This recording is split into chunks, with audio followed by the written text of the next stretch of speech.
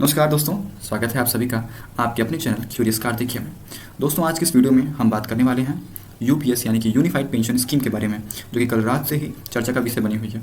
UPS को शनिवार के दिन 24 अगस्त 2024 को इसको अप्रूवल मिल चुका है और जो यूपीएस है, यूपीएस स्कीम जो है वो 2025 के 1 अप्रैल से इसको लागू करने की भी योजना बन रही है।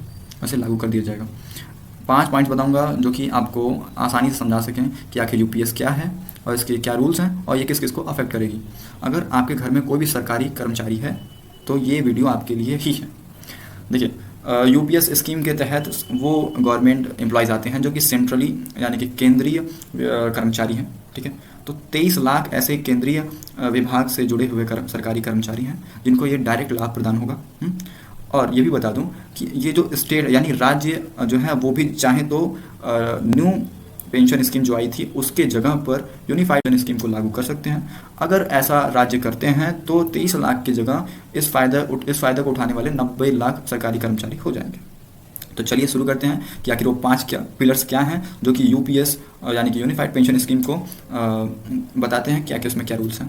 पहला है यूपीएस जो है वो सारे सरकारी कर्मचारियों के जो पेंशन है उसको कंफर्म करता है। जैसे कि अगर किसी सरकारी कर्मचारी का रिटायरमेंट के बाद 25 साल के बाद अगर उसका रिटायरमेंट होता है तो अगर उसका बेसिक भत्ता 36,000 रुपये है, बेसिक भत्ता की बात कर रहा हूँ, ध्यान रखें, तो उसको उसके बेसिक भत्ता का आधा यानी कि 50% 18,000 रुपये पर महीने पेंशन के तौर पर मिलेंगे।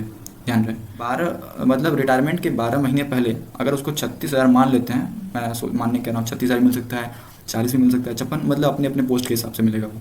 एक एग्जाम्पल के तौर पर 36,000 मिलता है अगर, तो उसको 18,000 रुपये पर महीने पेंशन के तौर पर मिलेगा। दूसरे पिलर की बात करें तो वो है फैमिली पेंशन फॉर डिपेंडेंट्स। अगर मान लीजिए किसी अनफॉर्चुनेट केस में, ठीक है, जो रिटायर्ड एम्प्लॉय है उसकी डेथ हो जाती है तो उस एम्प्लॉयज़ के जो परिवार वाले हैं जो कि उस पर निर्भर हैं, तो उन लोगों को भी सरकार क्या करेगी, 60% उसके पेंशन का देगी। जस्ट फॉर एग्जाम्पल के तौर पर अगर किसी को 20,000 रुपये पेंशन मिलते हैं तो उसको क्या होगा कि 60% यानी कि 12,000 रुपये पर मंथ के हिसाब से उसके परिवार को पेंशन मिलना स्टार्ट होगा।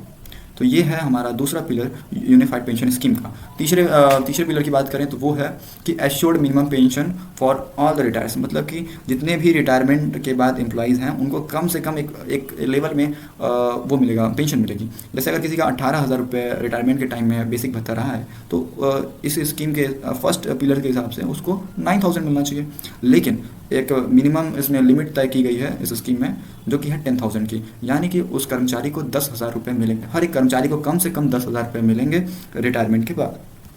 और चौथा जो है वो पिलर है कि लमसम रिटायरमेंट पेमेंट, जो कि लमसम रिटायरमेंट के बाद पेमेंट किया जाता है, लमसम जो पेमेंट होता है। तो ये क्या होगा कि हर 6 महीने पे सरकार क्या करेगी, आपका 1/10 यानी कि अगर किसी का 50,000 सैलरी है, टोटल सैलरी की बात हो रही है, 50,000 सैलरी है तो उसका 1/10 यानी कि 5,000 रुपये हर 6 महीने पे सरकार आपके तिजोरी में एक तरीके से रखवाएगी। तो आपको जैसे अगर आपने 30 साल काम किया, सर्विस दिया, तो 30 साल के बाद जितना आपका सम होता है यानी कि जितना आपका पैसा होता है वो जोड़कर वो सारा एक साथ आपको मिलेगा। ठीक है, तो इनकेस मान लीजिए किसी का 5,000 रुपये मिलता है, हर 6 महीने में बचता है 50,000 के हिसाब से, तो उसको साल का 10,000, तो वो 30 साल अगर सर्विस देता है तो उसे करीबन 3 लाख रुपए रिटायरमेंट के बाद मिलेंगे। और ये जो पैसा होगा वो किसी भी आपके पेंशन से रिलेटेड नहीं कटेगा, कुछ नहीं, ये बस एक तरीके से आपके द्वारा ही जुटाया गया पैसा है जो आपको एक फंड के तौर पर, मतलब सम के तौर पर मिलेगा। सारा पैसा इकट्ठा एक साथ मिलेगा जो आपके द्वारा ही बचाया गया होगा। तो ये हमारा चौथा रूल है, उसको कहते हैं लमसम रिटायरमेंट प्लान। पांचवा और सबसे इंपॉर्टेंट जो है वो है प्रोटेक्शन अगेंस्ट इन्फ्लेमेशन, कि अगर भविष्य में कभी महंगाई बढ़ती है, लिविंग कॉस्ट इंक्रीज होने लगता है, तो कहीं ऐसा ना हो कि जो रिटायर्ड एम्प्लॉय है उसको प्रॉब्लम का सामना करना पड़े और उसको पेंशन तो कम मिले लेकिन महंगाई ज़्यादा हो। तो इससे बचाने के लिए जो रूल है वो ये है कि इसको डियरनेस रिलीफ के से कनेक्ट, पेंशन को डियरनेस रिलीफ से कनेक्ट किया गया है, जिससे क्या होगा कि अगर महंगाई कभी बढ़ती है तो डियरनेस रिलीफ को बढ़ा दिया जाएगा, जिससे कि वो जो रिटायर्ड एम्प्लॉय है वो आराम से अपना लिविंग कॉस्ट पे कर सके और उसे किसी प्रॉब्लम का सामना ना करना पड़े।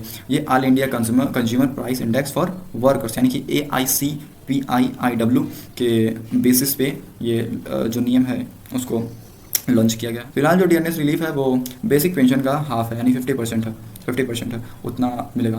तो यही थे UPS यानी कि यूनिफाइड पेंशन स्कीम के कुछ 5 पिलर्स, जिन्हें आप उम्मीद करता हूँ कि आप अच्छे से समझे होंगे।